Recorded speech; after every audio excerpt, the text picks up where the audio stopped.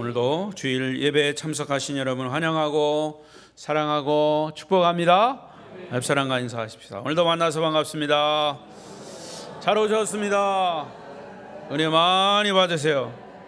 한 번 더 은혜 많이 받으세요. 비대면 영상으로 예배하시는 분들 계시면 그 중에도 주의 은혜가 함께 하시길 바랍니다. 한 주간 여러분들이 기도해 주시고 많이 또 선교비로 후원해 주시고 해서 한 주간 동안 사역을 잘 마치고 돌아왔습니다. 너무너무 감사드리고요. 이따 그 사역 보고는 영상으로 잘 편집해서 여러분들에게 편집한 것을 여러분들이 광고 시간에 보여드리도록 그렇게 하겠습니다. 자, 주일 낮 예배는 창세기서를 계속 설교하고 있습니다. 이제 마지막 부분 이 요셉에 관한 이야기 진행 중에 있습니다. 오늘 말씀의 주제는 억울한 일을 당할 때. 시작.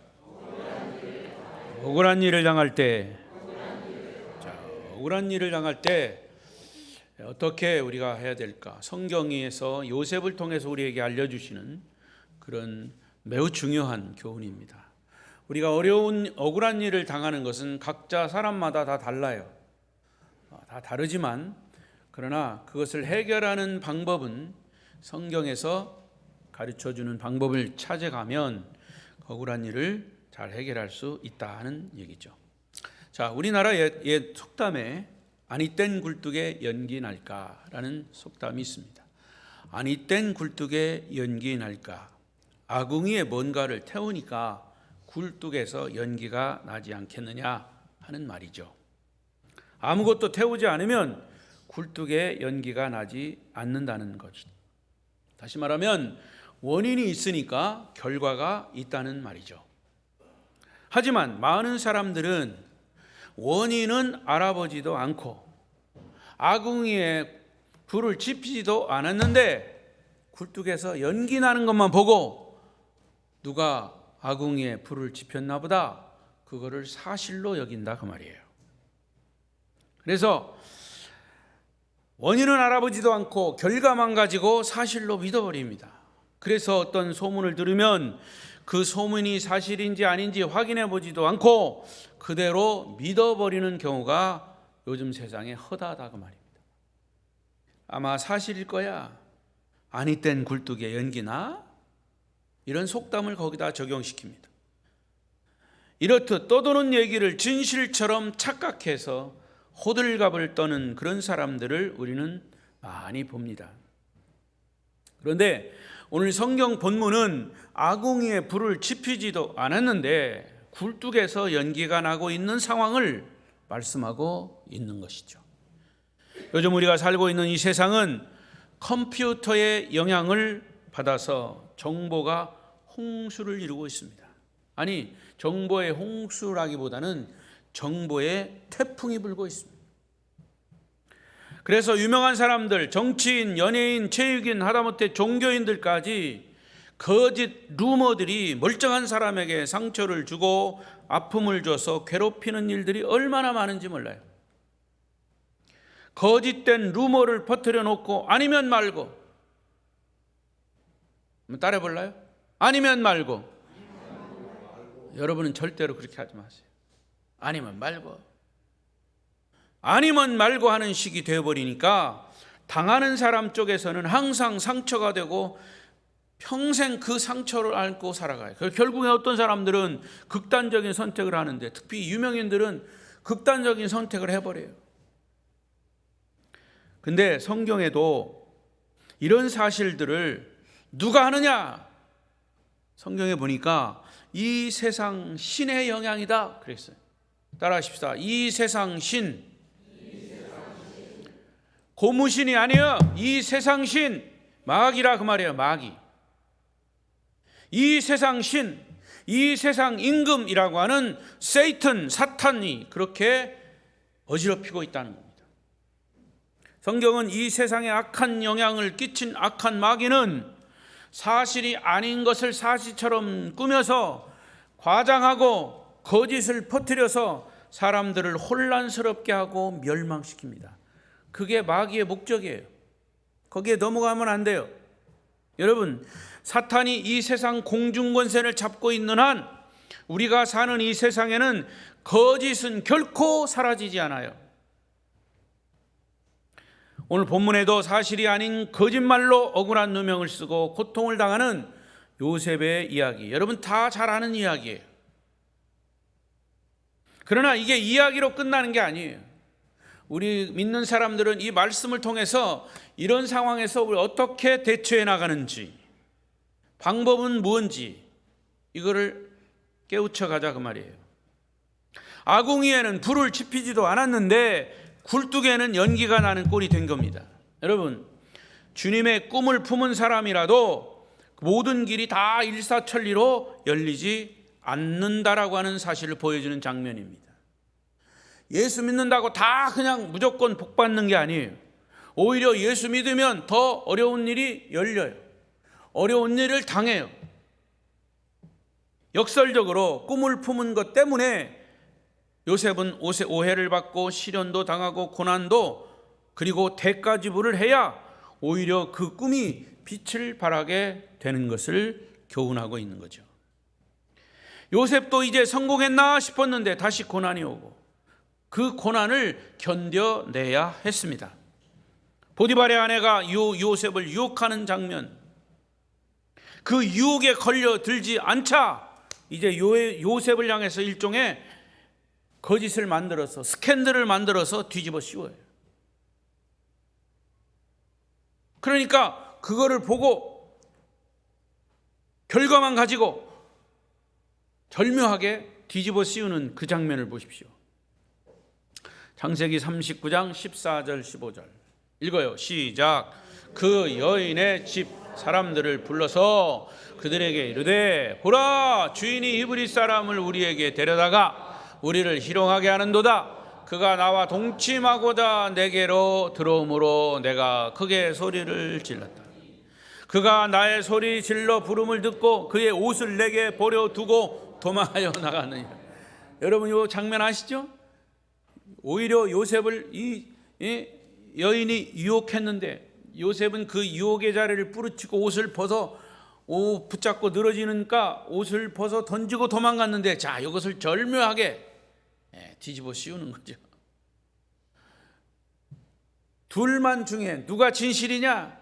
이게 이제 밝혀져야 되는 건데, 요셉이 진실인데 이 여인이 보디발의 아내가 그걸 뒤집어 씌운 거예요. 결과적으로 보디발의 아내의 거짓 고발로 무고한 요셉이 감옥에 붙잡혀 들어갔습니다. 억울한 감옥살이가 시작된 겁니다. 물론 요셉의 삶의 결과는 이런 거짓된 고소 때문에 마침내 불구하고 그에도 불구하고 하나님의 축복의 도구로 쓰임받고 꿈이 성취되는 결과를 낳게 됐죠. 자, 결과를 우리가 또 알고 있습니다. 자, 그렇다면 요셉이 이런 억울함을 극복할 수 있었던 비결이 무엇일까? 그걸 찾아보자 그 말이에요. 이 말씀은 저와 여러분에게 꼭 적용돼야 할 말씀이에요. 우리는 꿈을 품은 요셉에게서 억울함을 극복하는 비결을 배우자 그 말입니다. 첫 번째, 그 비결이 뭘까요? 시작. 하나님을 바라보았습니다. 여기 하나 더 붙인다면 요셉은 하나님만을 바라보았습니다. 시작. 자, 21절을 보십시다. 21절 시작. 여호와께서 요셉과 함께 하시고 그에게 인자를 더하사 간수장에게 은혜를 받게 하시매. 요셉은 억울한 누명을 쓰고 감옥에 갇혔지만 하나님은 감옥까지 요셉을 찾아가셨습니다. 여호와께서 요셉과 함께 하시고 감옥 안에서도 요셉과 함께 하셨다 그 말이에요. 그리고 그를 향한 사랑의 증거를 보여주셨습니다. 그게 뭐냐? 하나님의 인자하심이란 뭐냐? 요셉이 그의 상전이었던 간수장을 통해서 감옥의 전체를 맡은 책임자가 된 겁니다. 그가 억울한 일을 당한 것은 사실이에요. 그가 받은 이루 말할 수 없는 마음의 상처도 사실입니다. 억울하게 붙잡혔으니까. 그가 받은 상처, 그러나 감옥에 붙잡혀 들어간 것도 다 사실이지만 그는 그 억울함 때문에 모두 다 포기하고 싶은, 그냥 복수하고 싶은 그런 심정이 아니었다는 얘기예요. 그러나 이러한 억울한 가운데서 하나님이 그를 감옥 속에도 찾아가셨어요. 함께 하셨다는 말은 그런 의미예요. 감옥에서도 그를 통해 하나님이 하시고자 하는 일을 행하고 계십니다. 할렐루야.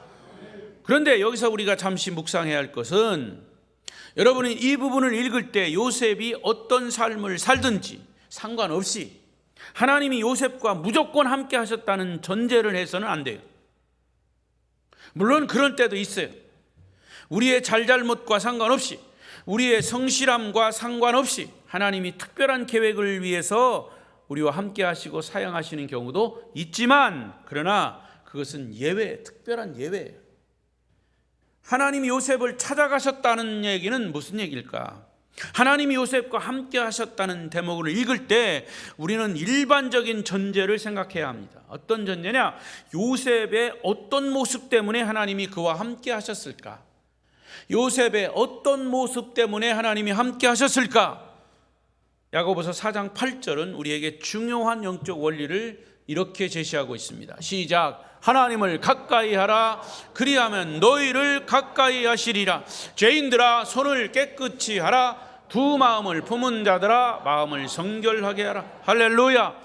하나님이 함께 하시는 사람은 누구에게? 우리 인간편에서는 하나님을 가까이 하는 자에게 하나님이 함께 하신다는. 할렐루야. 모든 인류에게 하나님이 함께 하십니다. 하나님이 사랑하십니다. 그러나 특별히 하나님께 관심을 가지고 하나님께 집중하는 사람을 하나님이 눈여겨보신다 그 말이에요. 하나님이 우리에게 가까이 오셔서 우리를 붙들어 주시고 우리를 보호해 주시고 우리를 지키신다는 것은 놀라운 축복이에요. 이 말은 평소에 우리 편에, 인간 편에서도 변함없이 하나님과 친밀한 교제를 가져야 한다는 이야기입니다. 따라서 주님이 나와 함께 하기 위해서는 나도 먼저, 또 내가 먼저 하나님을 향해서 영적인 눈과 영적인 귀가 열려 있어야 합니다. 할렐루야. 열려 있어야 합니다. 눈을 뜨고 귀를 여십시오. 땅 쳐다보지 말고 저를 쳐다보십시오. 여러분, 설교자를 쳐다봐야 되죠? 나는 이 설교를 다 외울 수 없으니까 이게 가끔 이게 본문을 보는 거지, 설교 작성한 걸 보는 거지. 여러분은 저를 쳐다보고, 성경 지금 찾아볼 것도 없어. 저를 쳐다보시오. 땅 쳐다보는. 그러니까 자꾸 졸린 거예요. 예배에 집중하고 말씀에 집중해야 성령이 불꽃이 튀기는 거예요. 할렐루야. 그러니까 평소에 주님과 교제가 있어야 주님의 역사하심을 바로 깨달을 수가 있다는 얘기입니다. 하지만 아무리 하나님이 우리와 함께 하셔도 우리가 평소에 영적인 부분에 무관심하거나 하나님께 눈과 귀를 닫고 있을, 하나님이 인격체이시기 때문에 억지로 우리를 만나지 않으셔요. 예외도 있습니다. 그러나 일반적으로는 여기 하나님을 가까이 하라. 그리하면 너희를 가까이 하시리라. 할렐루야. 우리가 하나님을 가까이 해야 한다. 하나님 가까이 하는 방법은 뭘까요? 하나님의 말씀을 본다든가, 예배에 참여한다든가, 기도한다든가, 경건의 그런 훈련들이요. 우리가 억울한 일을 당했을 때만이 아니라 어떤 상황 가운데도 여전히 하나님을 가까이 할 수 있느냐 하는 것입니다. 어렵고 힘든 일을 당하고만 있지만 그 상황 속에서도 우리는 여전히 하나님께 눈과 귀가 열려 있어야 합니다. 평소에 하나님과 친밀한 교제 가운데 있으면 오늘 야고보서의 이 말씀처럼 우리와 함께 하시는 하나님, 우리에게 날마다 다가오시는 하나님, 그리고 억울함에도 불구하고 역사하시는 하나님의 손길을 여러분도 경험하게 될 것입니다. 따라서 억울한 일을 당한 상황에서 우리의 형편하신 하나님을 신뢰하라 그 말이에요. 그것이 바로 믿음입니다. 우리 그리고 속상하고 마음 아프지만 우리는 그 가운데서 우리는 이렇게 고백해야 합니다. 주님은 나의 억울함을 아시지 않습니까? 주님은 내 마음을 아시지 않습니까? 나는 주님만을 신뢰합니다. 따라하십시오. 나는 주님만을 신뢰합니다. 그런 고백이 여러분에게 고백이 되시기를 바랍니다. 주님을 신뢰하고 주님만을 바라보고 나아갈 때 마침내 극복하지 못할 억울한 일은 존재하지 않습니다. 이렇게 요셉이 억울한 일을 당한 중에도 주님만을 바라보고 주님께 마음을 드렸을 때 주님이 보시기에, 하나님이 보시기에 요셉이 얼마나 소중한 존재였을까. 그래서 하나님은 요셉의 흔들리지 않고 끝까지 꿈을 쫓아가는 삶을 지키시고 보호하시고 인도하셨습니다. 아멘이라도 크게 하셔요. 그래야 아멘 할 때는 입속으로 확 들어가지 말씀이. 마찬가지로 하나님은 여전히 꿈을 품고 가는 우리 아름다운 교회 성도들과 함께 하시고 여러분 앞날을 인도하실 줄로 믿습니다. 요셉의 삶이 그것을 증명하고 있습니다. 또한 이것이 요셉이 감옥에 간 어두운 상황을 역전시킬 수 있었던 그 어두운 감옥의 현장을 새로운 사역의 현장으로 바꿀 수 있었던 중요한 증거임을 기억하시기 바랍니다. 다시 보십시다. 21절. 본문 21절 시작.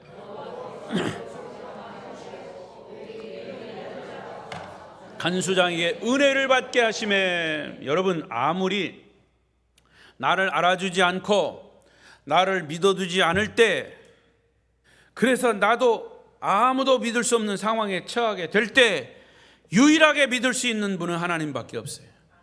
내가 그렇게 믿었는데 그 사람이 배신을 하는 거예요. 여러분 예수님이 가룟 유다도 그렇게 믿었어요. 그렇게 믿었는데 배신했어요.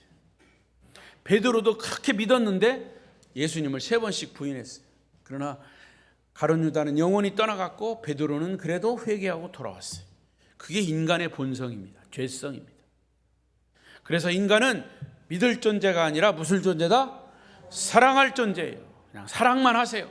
미워도 사랑만 하세요. 미워도 다시 한번 사랑만 하세요. 우리는 신앙생활 속에서 반드시 이런 훈련의 과정이 필요합니다. 과연 여러분은 이런 억울한 일을 당할 때 어떻게 해결해 나가십니까? 결코 사람들을 찾아다니면서 내 억울함을 호소하고 동조하는 사람을 만들려고 하지 마십시오. 억울한 일을 당하더라도 그것을 복수하려고 동조하는 사람들끼리 모여서 당짓는 일을 결코 하지 마십시오. 마귀가 그 가운데 역사하십니다. 만약 그렇게 억울한 일을 당해서 사람들끼리 모이면 결코 좋은 얘기가 나오지 않아요. 불평, 불만이 쏟아질 수밖에 없어요. 그것이 마귀가 가장 좋아하는 거예요. 그럴 때일수록 우리는 조용히 주님 앞에서 나 자신을 돌아보고, 마귀에게 조종당하거나 결국 마귀에게 조종당하다가 모두 다 멸망에 이르게 되는 겁니다. 오히려 그 시간이 하나님과 더 친밀히 교제를 나눌 수 있는 시간이 돼야 합니다. 오히려 하나님과 친밀한 교제를 나눌 수 있는 절호의 기회로 삼으시기를 바랍니다. 꿈을 품은 사람은 억울한 일을 당해도 결코 사람 찾아다니지 않아. 그건 줄 찾아다니지 않아. 오직 주님이 주신 꿈을 품고 주님 앞에서 나를 돌아보는 것이죠. 여러분 누구든지 억울한 일을 당하거나 힘든 일을 만나는 것은 피할 수 없는 현실이에요. 하지만 그 가운데서 주님 앞에 가까이 나올 수 있는가? 그리고 그분이 나와 함께 하시는 것을 내가 경험할 수 있는가가 자신의 믿음을 측정할 수 있는 좋은 기회가 되는 거죠. 여러분 내가 주님만 바라보고 평소에 주님과 친밀한 교제 가운데 있을 때 바로 주님은 여러분과 함께 하십니다. 복음의 능력을 우리가 경험하게 될 것입니다. 여러분 내가 주님만 바라보고 평소에 주님과 친밀한 가운데 있을 때 주님이 나와 함께 하신다는 사실을 여러분 구체적으로 경험하게 되시기를 바랍니다. 그러면 나를 도우셔서 마침내 억울한 누명을 벗겨주시고 그 환경을 극복하게 만들어 주십니다. 요셉이 억울함을 극복할 수 있는 가장 큰 힘은 주님만을 바라보았다는 이 사실입니다. 또 주님께로부터 받은 꿈을 붙잡았다는 사실 때문입니다. 두 번째로 억울함에도 불구하고 뭐 했다고요? 시작 성실하게 일했습니다. 우리는 일반적으로 억울한 일을 당하면 일에 대한 의욕을 잃어버려요. 억울한 일을 당하면, 특히 믿는 사람들이 억울한 일을 당하면 예배도 가기 싫어, 기도도 하기 싫어, 설교도 듣기 싫어, 다 포기하고 싶어. 사람과의 관계가 또 막 소원해지면 안 가면 되지, 안 보면 되지. 아무것도 하고 싶지 않아요. 쉽게 말하면 일하고자 하는 동력을 잃어버려요. 무기력증에 빠지게 돼요. 그래서 억울한 누명 벗기에만 그냥 급급한 거예요. 혹은 복수하는 것에 집착하게 됩니다. 소문의 근원지를 막 찾아다닙니다. 그리고 내가 그 소문의 근원지를 찾아서 막 그게 사람이면 그냥 박살을 내겠다 결심하고 막 원수를 찾아다닙니다. 그러다 보면 오늘 내가 마땅히 해야 할 일을 소홀히 하게 됩니다. 그러나 꿈의 사람 요셉은 그렇게 하지 않았어요. 이것이 바로 요셉의 탁월함입니다. 그런 억울한 환경을 만나서 감옥에 들어간 상황에서도 요셉은 그 안에서 그가 할 일을 성실하게 행하는 모습을 보여주고 있습니다. 여러분, 억울한 누명을 벗는 데에 집중하다가 그것이 잘 안 되면 더 속상합니다. 더 분노가 일어납니다. 더 큰 억울함이 쌓일 수 있습니다. 그리고 마침내 아무것도 할 수 없는 무력증에 빠져버립니다. 하지만 그때야말로 주님만을 바라보고 주님께서 오늘 나에게 맡겨주신 사명을 성실히 감당해 가는 겁니다. 힘들지만 감당해 가는 겁니다. 요셉 보십시오. 22절 시작. 간수장이 옥중 제수를 다 요셉의 손에 맡김으로 그 재반 사물을 요셉이 처리하고 간수장은 그의 손에 맡긴 것을 무엇이든지 살펴보지 아니하였으니 이는 여호와께서 요셉과 함께 하심이라. 여호와께서 그를 범사에 형통하게 하셨다. 할렐루야. 요셉은 감옥에 가서도 그에게 맡겨진 재반 사물을 성실하게 처리했습니다. 그가 성실하게 처리했다는 증거는 감옥의 최고 책임자인 간수장이 요셉을 인정하고 요셉에게 맡기고 다른 것에 신경 쓰지 않을 정도로 요셉이 성실하게 일을 했다 그 말이에요. 자, 여러분, 우리는 이렇게 쓰여진 성경책을 그냥 읽으니까 별로 실감나지 않지만 더 깊이 이 부분을 묵상해 보십시오. 얼마나 성실하게 일을 처리했으면 간수장이 요셉에게 자기가 해야 할 일을 다 맡겨버리고 맡긴 일을 다시 검토하지도 않았습니다. 후유증도 생기지 않았어요. 그만큼 믿을만하게 일을 성실했기 때문이죠. 그것이 꿈을 꾸고 사는, 꿈을 품고 사는 사람들의 모습이에요. 요셉은 꿈쟁이입니다. 그는 하나님이 주신 위대한 꿈을 품고 있었어요. 어렸을 때부터 주님이 주신 꿈을 품고 인생의 어려움들을 극복해 왔습니다. 하지만 그 꿈 때문에 오늘의 작은 일을 결코 소홀히 하지 않았다는 거죠. 여러분, 이제 아름다운 교회 성도 여러분이 꿈을 품은 사람의 모습을 보여주실 때입니다. 22년, 3년 이제 성인이 지났어요. 말로만이 아니라 행동으로 보여주십시오. 요셉과 같이 꿈의 사람은 주의 일을 할 때 불평하지 않습니다. 사람이 어느 정도 시간이 지나면 이제 거기에 익숙해집니다. 그래서 지루하게 돼요. 신앙생활 특히 그렇습니다. 그래서 뭐 새로운 일이 없는가, 뭐 어떤가 막 일을 찾아합니다. 주어진 일을 성실히 행하는 것, 지극히 작은 일에 충성되지 못한 사람은 결코 큰 일에도 충성하지 못해요. 사실은 일상적인 작은 삶 속에서 위대한 꿈이 탄생이 되는 겁니다. 그 꿈이 실현되어 가는 거예요. 작은 일 속에 위대한 일이 숨어 있습니다. 사소한 일 속에도 하나님의 기적은 일어납니다. 꿈의 사람 요셉 역시 어려운 상황 속에도 자신에게 주어진 일을 성실한 모범을 보여주셨어요. 여러분, 억울한 일을 당할 때 오늘 주어진 일에 성실해 보십시오. 억울하다고 그 자리를 떠나면 안 됩니다. 꿈의 목표를 잃어버리면 안 됩니다. 하나님이 주신 그 삶의 자리를 성실하게 지키시길 바랍니다. 그래서 그곳에서 여전히 성실하게 사역하셔야 합니다.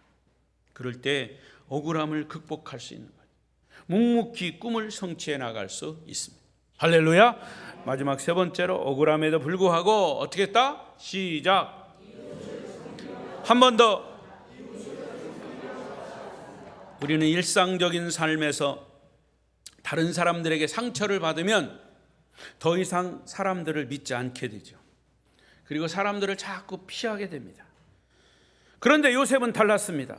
그의 삶에 보십시오. 창세기 40장에 보면 감옥 안에 두 장관이 들어옵니다. 이 왕과 측근에 있던 사람들이 장관들이죠. 그 장관들을 대하는 요셉의 태도는 이렇게 성경에서 말하고 있어요. 44절 시작. 친위 대장이 요셉이 그들을 섬겼더라. 여러 날에 요셉은 그 장관들을 섬겼다고 말해요. 결국 여러분 장관들이 감옥에 들어왔어요. 우리나라 대통령이 지금 감옥 속에 갔다 어떻게 풀려났더라고. 대통령 장관이 감옥에 들어가고 장관이 들어가고. 우리가 생각하기는 대통령이 감옥 속에서 일반 사람들하고 똑같이 그렇게 했을까? 장관이 들어가서 또 똑같이 그렇게 했을까? 그건 모르겠어요. 내가 안 가봤으니까. 조금 다르게 했겠죠. 근데 여기 장관들은요, 군주 시대입니다. 왕위 시대. 그러니까 장관일지라도 그 밑에 신하들이 많이 있고 많이 부렸을 겁니다. 근데 그런 사람들이 딱 잡혀가지고 감옥에 들어왔으니까. 근데 거기 안에 누가 있어? 요셉이 있어. 요셉이 얼마나 힘들었겠어요. 예? 예? 요셉이 그냥 얼마나 어려웠겠어요. 그 장관들이 감옥에. 그런데 요셉은 여기서 뭐라고 그랬다? 그들을 섬겼더라. 결국 나중에 그 장관 중에 한 사람이 요셉을 기억하게 되죠. 그것 때문에 요셉이 바로왕, 애굽 바로왕 앞에 갑니다. 요셉의 인생 역전은 감옥에 들어온 이웃 두 장관을 잘 섬겼기 때문에 가능했던 거죠. 여기에 인생 역전이 있습니다. 여러분, 우리는 억울한 일을 당하면 그 억울한 것에 집중하게 되고 억울함 때문에 고민하다 보면 판단력이 흐려져요. 억울한 일을 당할수록 자기 자신을 냉철하게 보아야 합니다. 그럴 때일수록 이웃을 섬길 줄 알아야 합니다. 시선을 자신에게 두지 말고 다른 사람에게 초점을 맞춰라. 다른 사람을 섬기다 보면 내가 당한 아픔을 상대방의 입장에서 생각하게 됩니다. 그럴 때 그 섬김의 자리에서 나를 새롭게 발견하게 되고 결국 그곳은 억울함을 벗어나는 변화의 장소가 되는 것입니다. 이따 화면에 조금 보여주겠지만 이번 신학교 가서 이제 신학생들, 여러분 그 사람들이 제가 그걸 보면서 막 더운 나라예요. 얼굴이 까맣고 평균 연령이 베트남 사람 평균 연령 몇 살인 줄 아십니까? 55에서 60이에요. 옛날에 우리가 그랬잖아요. 환갑 전에 많이 죽으니까 회갑이 되면 회갑 잔치를 했어요. 요즘 회갑 잔치 없습니다. 우리가 그 정도예요. 이제 그 베트남 사람들이 까마가지고 이따가 나옵니다. 목사 안수 받은 분이 43인가 그런데 나보다 나이가 더 많이 먹어 보여. 시커매가지고. 그런데 그 사람들을 이렇게 가르치고 또 복음을 전하고, 그들이 이제 재학생들이 졸업생하고 목사 안수 받는 사람들 앞에서 재학생들이 쭉 나와가지고 이 찬송을 부르는데 막 눈물이 났어요. 얼마나 감동이 되는지. 자, 이 말을 여기에 적용시켜 보면 여러분, 저 역시도 이제 얼마 안 남은 이 기간 동안 베트남까지 가서 뭘 하냐, 얼마든지 그런 생각을 할 수 있어요. 그러나 마지막까지 한 사람이라도 또 우리가 받은 그 복음의 빛을, 사랑의 빛을 그들에게라도 가서 갚아야 된다라고 하는 그 심정을 가지고 하다 보니까 이번에 너무나 큰 은혜가 되고 감동이 됐어요. 자, 저는 이 시점에서 여러분들에게 이 말씀을 통해서 이런 질문을 드리고 싶어요. 왜 하나님이 요셉에게 이런 억울한 일을 당하게 하셨을까? 어느 성경학자는 이 장면을 이렇게 묵상했습니다. 하나님이 감옥 속에 보내주신 두 장관을 통해서 요셉은 그곳에서 정치가들과 교제를 시작합니다. 애굽의 정치 수업을 받을 수 있는 절호의 기회를 얻게 하신 겁니다. 장차 요셉의 애굽의 국무총리 자리에서 총리를 잘 감당하기 위해서 미리 그 사람들, 장관들 둘을 감옥으로 보내주신 거예요. 그가 두 사람과의 관계 속에서 필요한 정치적인 지식과 이해, 그리고 정치의 간접 경험을 하게 하신 것이다. 그렇다면 하나님께서 이 두 장관을 그냥 보내신 것이 아니라 요셉을 훈련하기 위한 과정으로 보내신 겁니다. 할렐루야. 꿈에 여러분, 요셉이 어떻게 장관들을 만날 수가 있겠어요? 요셉은 지금 종이에요. 이웃나라 유대인 팔려온 종이에요. 그래서 이런 과정을 쭉 겪어가는 과정 속에 더군다나 억울하게 스캔들 때문에 억울하게 감옥에 갇힌 별 볼 일 없는 사람이에요. 그런데 그 감옥에서 그 나라의 두 장관을 만나게 된다? 하나님의 역사가 아니면 이룰 수가 없는 거죠. 때문에 그런 부분까지 배려하시는 하나님의 세밀하심에 우리는 다시 한번 놀라지 않을 수 없는 것이죠. 이것은 얼마든지 가능한 이야기예요. 따라서 하나님의 꿈을 가진 사람이 그 꿈을 이루기 위해서 많은 고난을 겪기도 하지만 순간순간 하나님의 세밀하신 인도하심과 도우심을 받게 된다는 것을 여러분 깨닫게 되시기를 바랍니다. 저는 요셉의 이런 고난은 처음부터 감당할 수 있는 시험이었다고 확신합니다. 요셉은 그렇게 느끼지 않았을지 몰라요. 내가 정직하게 주인을 섬겼는데 왜 이렇게 억울한 누명을 쓰게 되는가 하면서 하나님을 원망할 수도 있습니다. 그런데 하나님이 보시기에는 이러한 훈련이 요셉에게는 꼭 필요한 훈련이었다. 그에게는 유익한 훈련이고 꿈을 성취하기 위한 리더의 필수 과정이었습니다. 그 힌트가 본문에 있죠? 20절을 보십시오. 시작. 이에 요셉의 주인이 그를 잡아 옥에 가두니 그 옥은 왕의 죄수를 가두는 곳이었더라. 요셉이 옥에 갇혔어. 보세요. 요셉이 왕의 죄수를 가두는 특별한 감옥에 갇혔어요. 그냥 지나치지 않아야 할 부분이에요. 왜 특별한 감옥에 가뒀을까? 요셉은 그곳에 갇힐 자격이 있는 사람이 아니에요. 남의 집에 종살이 하다가 여인하고 뭐 잘못된, 아니죠. 억울한 누명을 썼죠. 그곳에 집어 넣은 사람이 누구예요? 보디발이에요. 친위 대장. 자기 마누라, 아마 나중에 제가 어딘가 확실치 않는데 보디발은 요셉을 믿었어요. 그렇지만 마누라가 그런 고발을 하니까 요셉이 그럴 만한 사람이 아니다라는 것을 보디발은 알았지만 어쩔 수 없이 요셉을 감옥에, 그 사실 뭐 유대인 별 볼 일 없는 종인데 누명을 씌워가지고 거기다 집어넣을 수, 얼마든지 집어넣을 수 있죠. 보디발은 자기 아내가 한 말을 듣고 요셉을 감옥에 넣었지만 사실 요셉의 진심을 알고 있었을 것이다. 그래서 요셉이 들어간 것이 바로 보디발의 특별한 배려하에 남이 들어갈 수 없는 감옥에 들어가게 된 것이죠. 40장 4절 시작. 친위 대장이 요셉에게 그들을 수종들게 하매 요셉이 그들을 섬겼더라. 그들이 갇힌 지 여러 날이라. 만약 보디발이 요셉을 괘씸하게 생각했다면 얼마든지 그냥 그 친위 대장 자격으로 그냥 죽여버릴 수도 있는 거예요. 그 당시에는 종이 주인을 능욕했다는 것, 소위 강간했다라고 하는 그런 상황이었다면 완전히 사형감이에요. 그런데 사형은커녕 오히려 좋은 감옥에 집어넣고 장관들을 섬기는 특별한 역할을 맡겼다는 것은 보디발이 요셉의 진심을 알았기 때문이다. 그럼에도 불구하고 이런 일련의 사건들을 통해서 볼 때 억울해 보이는 상황 배후에는 끊임없는 하나님의 손길과 하나님의 역사하심을 우리는 볼 수 있습니다.